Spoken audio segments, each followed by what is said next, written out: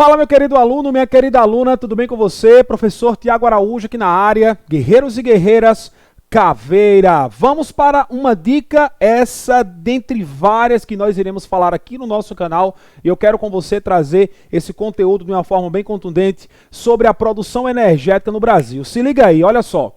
No Brasil, nós temos a produção voltada para duas áreas de configurações. Nós temos a usina hidrelétrica e nós temos a produção termoelétrica. As usinas hidrelétricas, elas são as principais. Nós temos várias usinas no Brasil. Nós temos Belo Monte, Santo Antônio, Itaipu, Jiraú, nós temos Sobradinho, são várias as usinas de produção hidrelétrica. É a maior produção de energia elétrica no Brasil. É a produtividade de matriz elétrica.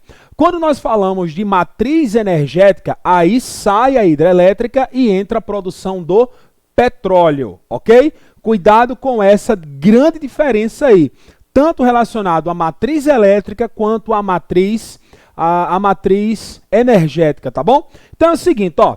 Em primeiro lugar, nós temos a produção hidrelétrica, principal produção de energia no território brasileiro.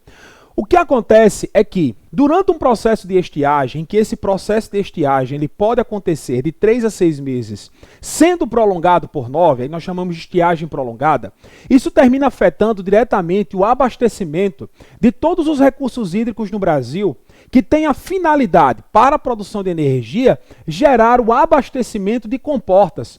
Essa força termina ocasionando a produtividade energética das usinas hidrelétricas, que é uma produção limpa e sustentável.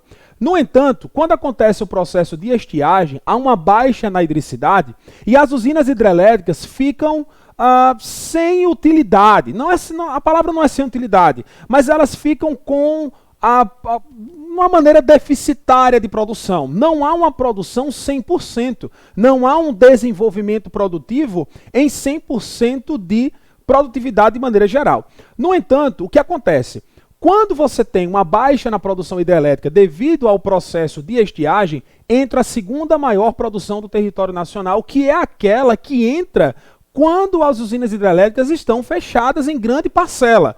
Vem aí as termoelétricas. A termoelétrica é a queima de combustível fóssil, vai utilizar o combustível fóssil, geralmente na base, geralmente não, né? Sempre com a queima de CO2, que é poluente, o dióxido de carbono, com a queima do carvão mineral, que é um dos principais agentes que produz a chamada chuva ácida.